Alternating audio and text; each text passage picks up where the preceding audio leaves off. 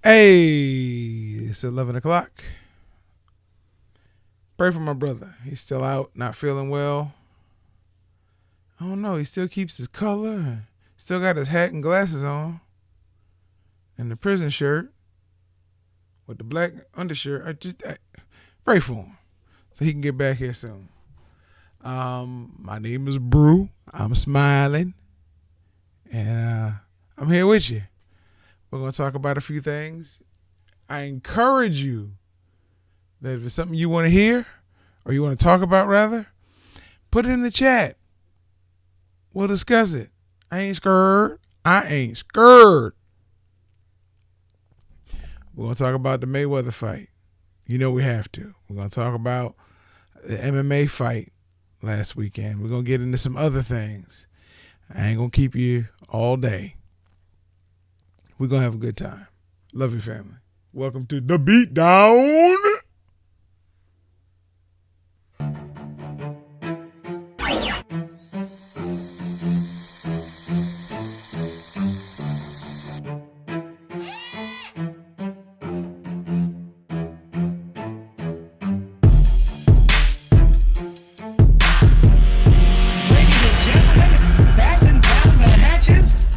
Introduce you to the greatest combat sports show bar none. You are now in The Beatdown. You wanna get beat down? Let us now introduce you to your host, the Badger, and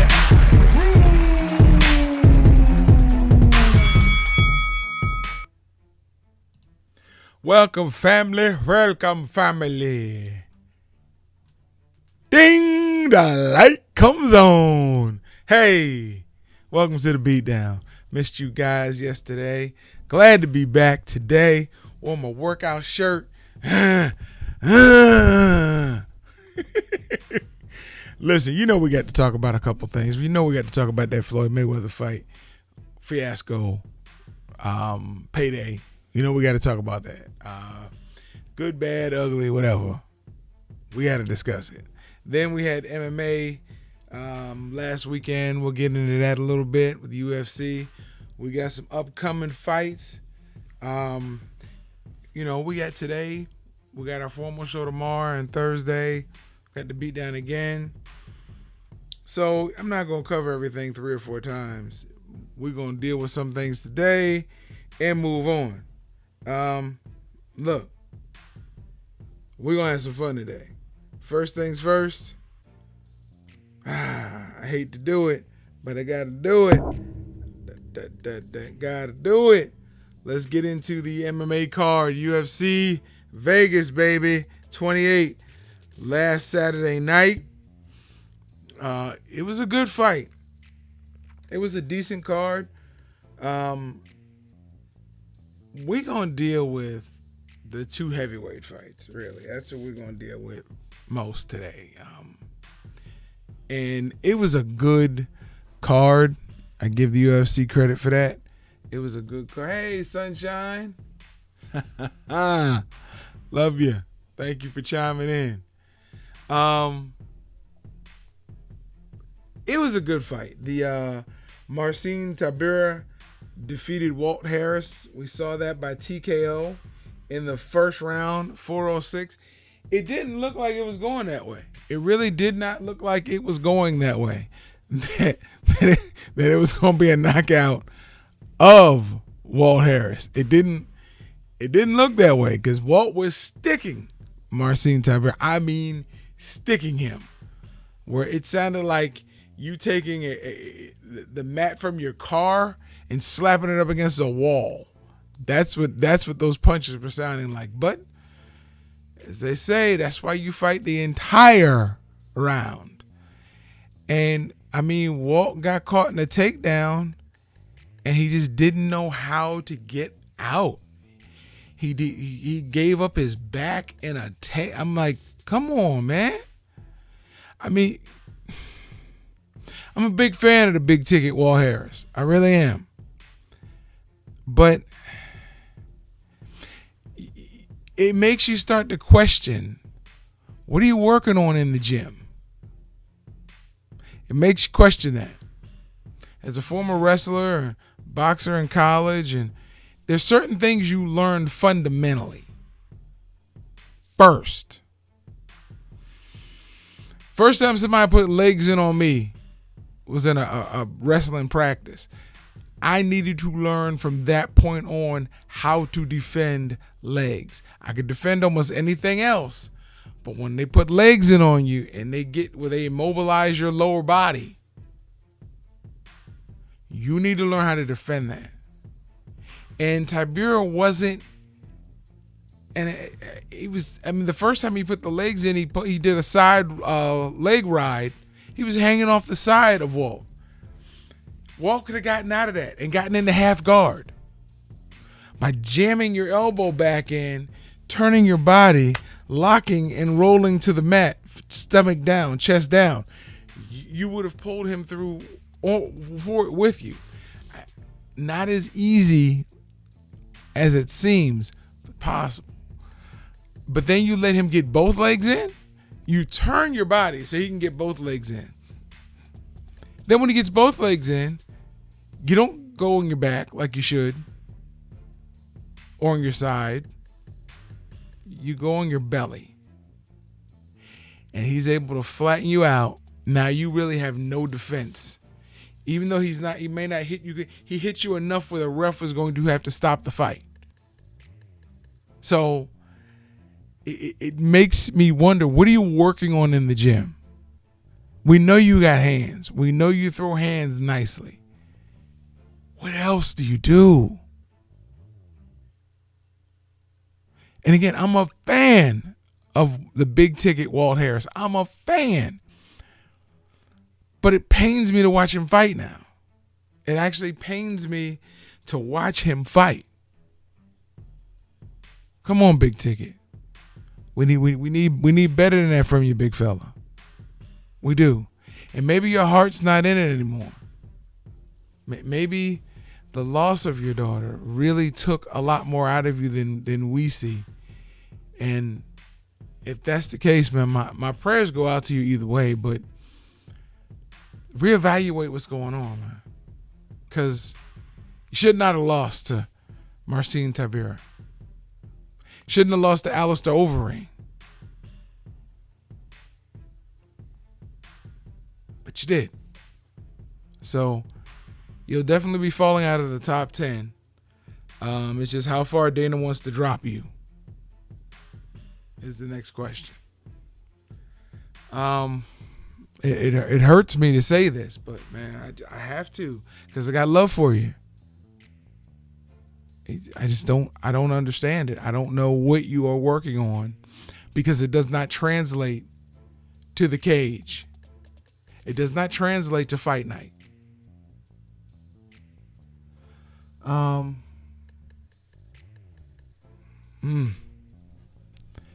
Yeah, I gotta move on, because that actually pains me to say, but it's the truth. So, the heavyweights. Well, those were heavyweights as well, but the main event, Jairzinho Rozenstruik versus Augusta Sakai. Listen. This is a jump in levels. And Augusta Sakai jumped too far. You're talking, somehow Rozenstruik is number 6. I thought it was higher than that, but he was number 6 as of the day of the fight. And Sakai, I thought was bigger than Rozenstruik, but really not. He's lighter. He's maybe an inch or two taller. He's a big Brazilian. And he stepped up, I think, a little too high in levels this time. There are levels between the top 6 and 7, 8, 9, and 10, which sounds crazy, because you think if you're in the top 10, you're at the elite level. Well, when you get to the elite level, there are different levels. And Sakai found that out. Rozenstruik can be a premier striker. Pun intended, but no. he is, again, the problem I had with Rosenstrike, I believe, was when I saw him fight Francis Ngannou. And when he fought Francis Ngannou, Francis mollywopped him in the first minute and a half of the fight. Just he was so afraid of Francis, he backed up into the cage and he got knocked out. Ugly. So his fights since then, he's done well, and I got to give him his credit. He caught Sakai with a left hook, followed by a right up against the cage, split Sakai open, started hammer fists on him when he went down, and he got the stoppage with 1 second left to go in the first round. Now, people say, well, if he had made it through that first round, you don't know what would happen. You don't know because we haven't seen Sakai in that situation. Sakai took something he hadn't taken that I've seen in MMA, especially in the UFC. He took power to the face. And it didn't end well. It ended, but it didn't end well. Sakai's got a lot. He's got a huge ceiling, man. His ground game looks to be very elite for a big man. As far as jiu-jitsu, we're going to see as he goes forward and he has to fight the upper echelon again, how good he really is, or if he's just good against people that feel like they're not supposed to be good. We'll see. But Rosenstrike was able to keep the fight on the feet until it wasn't on the feet. But he dictated when it was no longer on the feet. And that's when he caught that left hook in the face. He hit him with a left hook in the face. And he was able to use movement to move Sakai into that left hook. He moved him into that left hook. And that left hook stopped his movement and set him up, and that right hand behind it set him down. So it was a good fight. I honestly believe it was a good fight. Watching it, very, very good fight for Rosenstrike. Started out good for Sakai. I just don't think Sakai was in with somebody he should have been in with. But you only know that once you get in there. You don't. MMA is kind of tough to tell in certain situations who is elite and who is scratching the surface and who just looks elite against the competition that you put them up against so far. They move quickly in MMA. Boxing, you can have 30 fights before you get a title shot. MMA, you can have 3 or 4, depending on the depth of the division. So, hey, we'll see how this goes, though.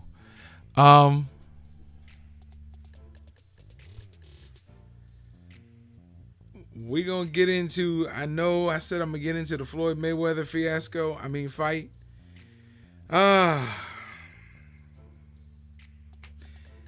As you can see, I'm trying to avoid it a little bit.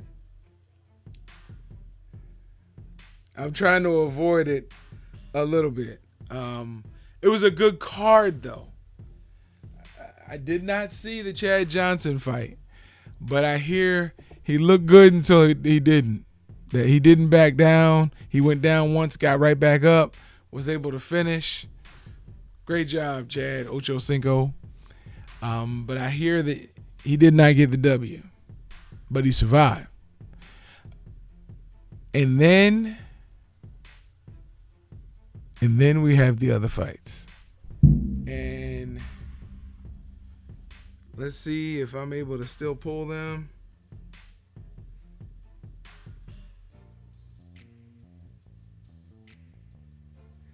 If I can't, I am not going to keep you waiting.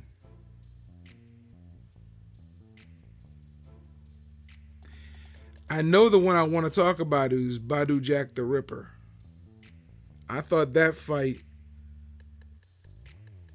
it wasn't as, well, no, it wasn't. It was a good fight for Badou Jack, but it wasn't a good fight for his opponent, who, again, was given that at the last minute. You know what I'm saying? He was given that fight at the last minute, so in that situation, you really can't, come down on him for that.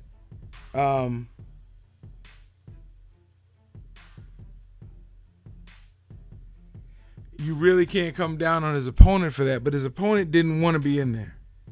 You could tell once he took a good shot from Badu Jack, he really at that point wanted to cash it in. And Badu Jack is a former 2-division world champion, and he's looking for number 3, 3rd division. Badu Jack's his body work is impeccable. He goes to the body as good as Canelo Alvarez. It's just he's notorious for that body work. And that's what he really unleashed on this guy in the co-main. It was a sanctioned fight, and Badu Jack came in ready for war. And he took out the frustrations because he wanted his rematch against the original opponent who pulled out. So Jack was already angry about that. And then this guy steps in saying, well, I'm new to this fight. I took it on short notice. I'm going to shock the world. How's your system feel today? Because I'm sure it was a shock to your system when them shots came in and you almost got disqualified for holding. When's the last time you saw somebody get disqualified for holding? The ref said if he had to stop him one more time from holding as bad as he was holding, he was going to stop the fight. So Badu Jack took him out. Good fight. I can't wait to see Badu fights in better competition, maybe for a title. He moved up another weight class. It's going to be a great opportunity for Jack. I think he's right in his wheelhouse now. He said he walks around heavy usually, so now he doesn't have to worry about cutting weight like he was. It's going to be interesting. I'm looking forward to it. I really am. I'm trying to remember that fight before the Badu Jack fight because that was good as well. And I don't have it written down. Please forgive me on that, family. If I can get back to it Thursday, I will. But that was a great fight as well. But look, I'm not gonna spend a lot of time on these cards, but I'm gonna tell you about them. Coming up, we have the PFL. Claressa Shields, yes, the multiple division world championship boxer. Claressa Shields will be having her MMA debut against Brittany Elkins. This is on June 10th, family. June 10th. That will be Friday night. PFL. No, Thursday night. Sorry. Thursday night. PFL. That's my niece Yalea's birthday as well. So, yay, Yalea. But Thursday night, June 10th, we get to see Claressa Shields on the PFL. Also, Anthony Pettis fights Alexander Martinez. Bubba Jenkins fights Bobby Moffitt. And Brendan Lonane fights Tyler Diamond on that card. Gonna be a good card.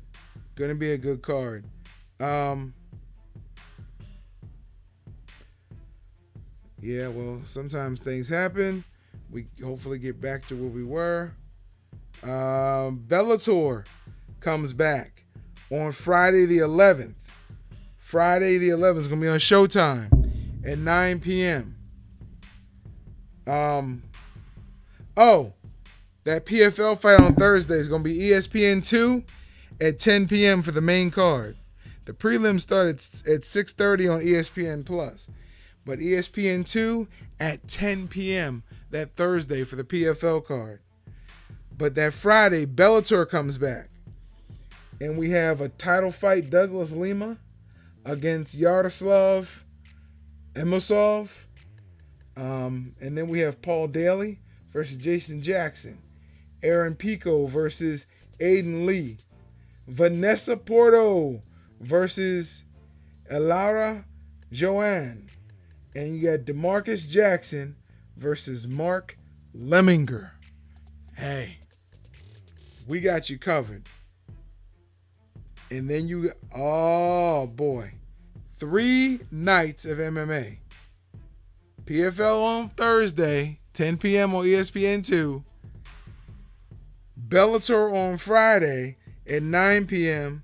on Showtime. And the prelims will be on Showtime's YouTube channel at 6 p.m. for that one as well. And then UFC 263. Saturday.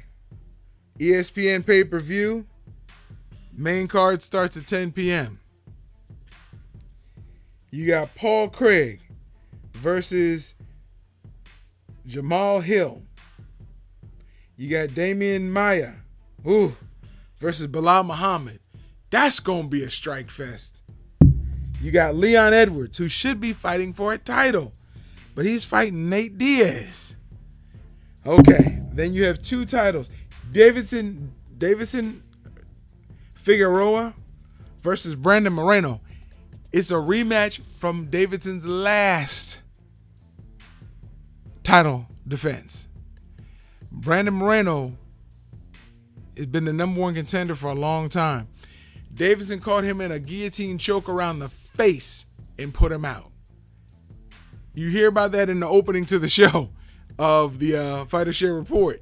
He squeezed Buddy's face and he passed out. That's it also. His guillotine, he's just so strong in his upper body. That's the co-main. The main event, Israel Adesanya versus Marvin Vettori. Listen.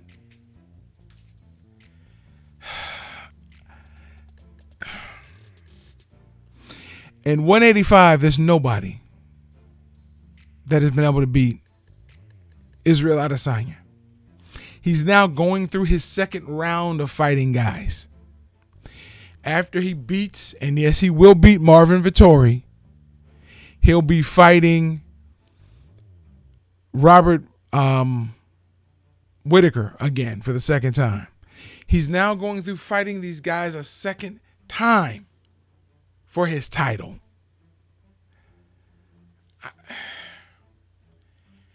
Listen, I take nothing from Marvin Vettori, but he looked horrible in his last fight.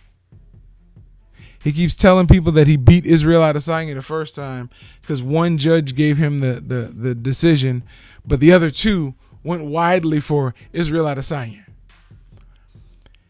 Israel said he's going to stop him this time, which everybody says, so he won't leave it in the hands of the judges. Look, it's going to be a good fight. It's a good card. It's 3 straight days of MMA. 3 straight days of high-level MMA. We're going to talk about this more on Thursday. Moving right along. And, of course, we'll mention the overview tomorrow on the Fighter Share Report. But I think we have some boxing coming up, too. Yeah. Yeah, we do. On Saturday, we have a big world championship fight. WBO interim super featherweight title. Shakur Stevenson comes up to fight Jeremiah Nakathila. Shakur Stevenson is considered, even at 21-22, some people call him pound for pound the best in the world. Because his fights aren't close. Even his world title fights are not close. I don't call him that yet. Don't miss the fight. 10 p.m. on ESPN. Saturday, 10 p.m. on ESPN. Yes, it's going up against the UFC, but it's going to be a good fight. You can flip back and forth like I'll be doing. I'll put one on the TV, one on the pad, however you want to do it. But that's going to be a good fight. Good fight.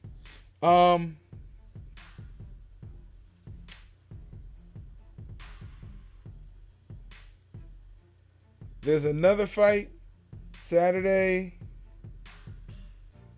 from England. It should be on earlier on either DAZN or on Sky Sports. It is Lewis Ritson versus Jeremiah Ponce for the IBF Junior Welterweight Eliminator. So the 140-pound Eliminator.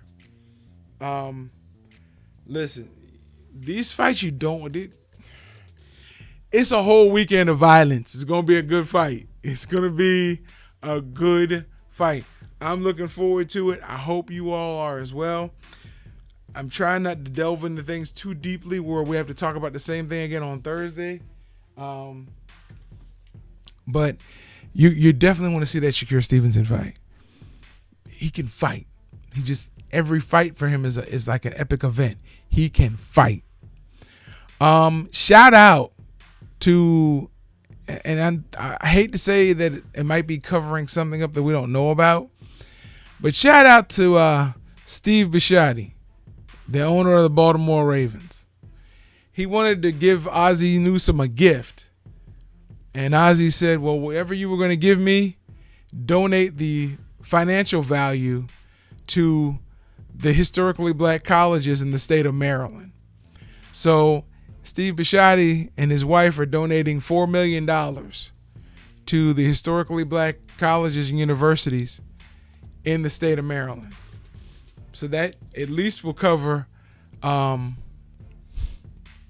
maters for my grandparents and my cousin Anita and Michelle. Bowie State University, Morgan State University. At least those, and then some other ones will be covered. I think University of Maryland Eastern Shore is in that as well. I'm happy to hear this. I really am happy to hear this. And it's not like it's blowing up all over the place. You would think it would, but it's not. Yeah. It's doing what you actually think it's doing. They're trying to die under other stories, but it's a great story.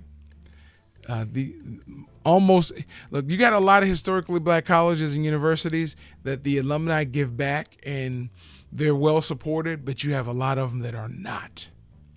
This will help. Looking forward to that.